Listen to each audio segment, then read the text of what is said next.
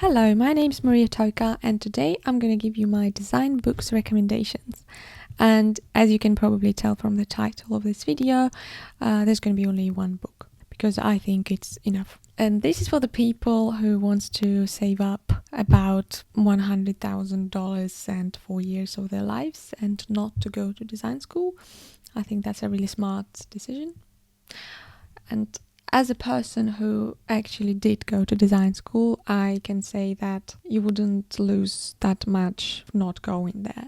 Just keep that in mind. As a person who actually went to design school, I can say that probably the only really useful thing that I took away from it is learning design history. There were a big variety of books that we had to study for our written works, for our dissertations. That was really beneficial, and I'm not sure I would do that myself. I would try to, but I wouldn't have that clear idea of what books I should read, if that makes sense, which is why I'm making this video for you, to make this process simpler. First of all, I wanted to give you an idea why you should study design history, because you may say that design history, it's so boring, it wouldn't bring me clients, like why would I spend my time on it, it's such a waste of time. And I must say, no, this is not a waste of time. And I've collected multiple of reasons why I don't think it's a waste of time. But it's up to you to decide. Again, I don't think that you absolutely have to learn design history to be a good designer. No, I don't agree with that. But I just think it's a nice bonus. It has a lot of benefits. But I don't think you should feel obliged to learn it. So that is my perspective on this. So here are my reasons why you may want to learn design history.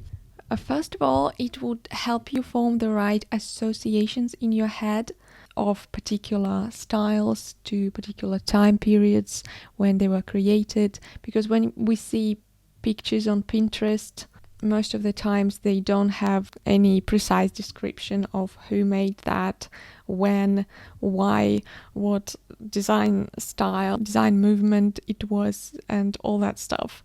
So we just take somebody's work out of context, and most of the times we don't even know who created that, which is not really nice towards the original authors of these works. And I think it would be respectful to know where they originally came from.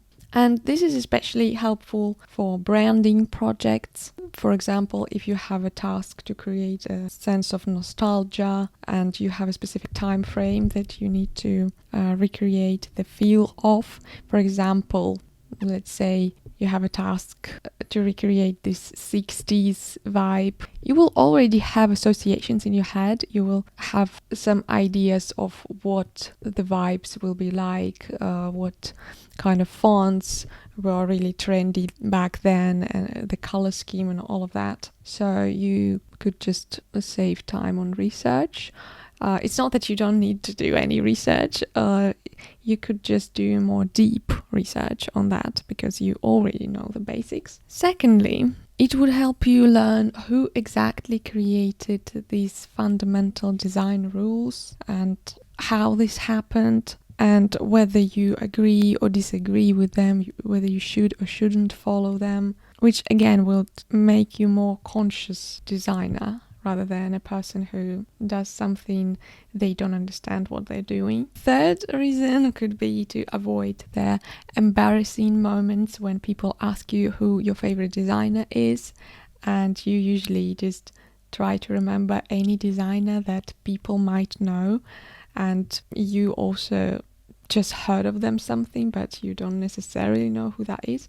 No, if you learn design history, you could easily name someone because you actually like their work, because you're actually familiar with it, and that can also help you boost your confidence as a professional designer and help you cope with imposter syndrome, I guess. The next benefit derives from the previous one, when you will appear very knowledgeable in front of other people.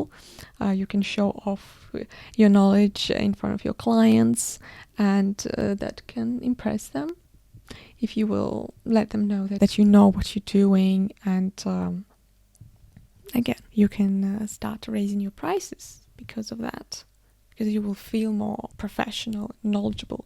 But again, this is just a bonus. It's not that it's necessary. Just a nice application of this knowledge, I guess. Also, just be aware that you might be really annoying to other people when you will flex with your knowledge every time.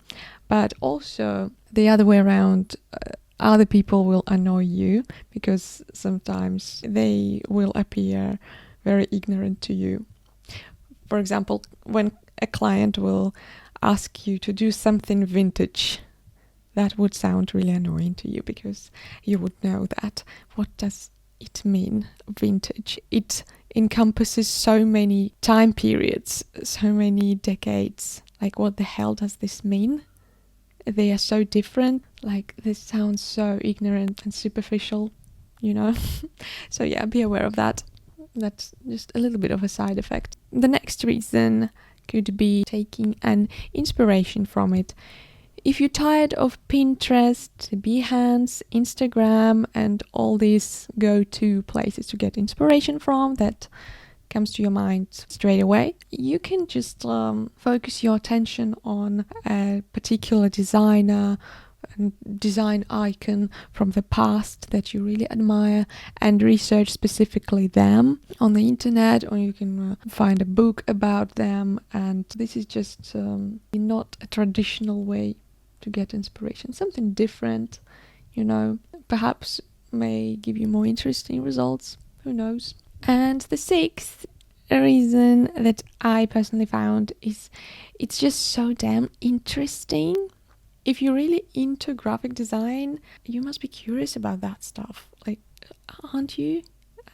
Well, if you aren't, no judgment, but I don't really understand why. If you like a particular style, don't you want to know its story? Like, what stands behind it? Maybe it's not just a fun pattern to use in your branding. Maybe it actually means something. It has a message. Like, aren't you curious about this? I don't know. I'm really curious. This reason works for me, at least.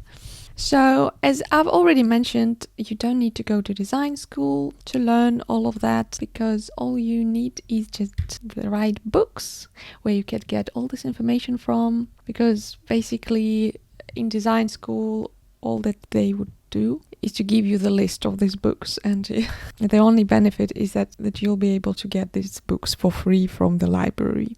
But I think still buying books is cheaper than paying for a degree, if that makes sense. So if you feel a bit lost in all the diversity of these graphic design books that you can find everywhere on Amazon, in your local bookshop, and you don't know which one is actually worth buying, I'm going to recommend you just one, which in my opinion has everything you need to know and even more. Because to be honest, I'm not a big reader, and I'm a bit annoyed when I see when people do these really long lists of books, recommendations of what you need to read if you want to be a good graphic designer.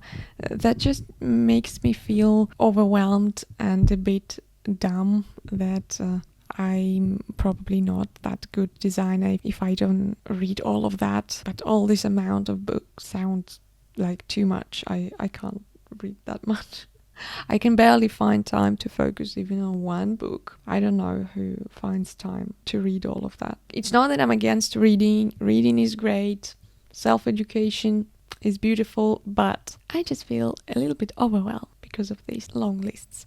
And if you feel a little bit like me, this is for you. So here it is. Stephen J. Eskilson, Graphic Design, A History. This is really really thick and heavy book. The only downside that you probably wouldn't take it to your local coffee shop just to read it occasionally. At least if you have a laptop with you. I always have my laptop with me, and it's about the weight of a laptop. Reading it at home would be your best option, but it's worth it. It's worth it. It encompasses all time periods in chronological order, from the ancient writing and printing in China to contemporary design in our digital age, early 2000s, which is on trend now. The language is quite easy to understand, not too much terminology, because I tend to fall asleep if there is too much terminology.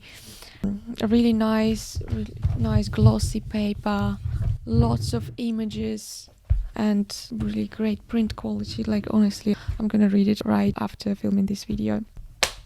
This is just too interesting to me. That's how I would spend my ideal weekend, just reading this book. And another good thing about this book is that the author doesn't just simply list you the design styles and really big names in design history. It shows you the social context of how all of them were formed, which is really important in my opinion, and it makes a lot more sense. So yeah, that was my quick overview. So to appear a smart, well-educated designer, you don't need tons of books on your bookshelf, which you never read anyway. You just need one really good one, and this one is this book. I will leave the link down below where to get it, or if you have an access to the nearest design school and the library that it has, you can probably find it there if you have a privilege to access design school library. So thank you so much for watching. Don't forget to subscribe and like this video, and see you next time.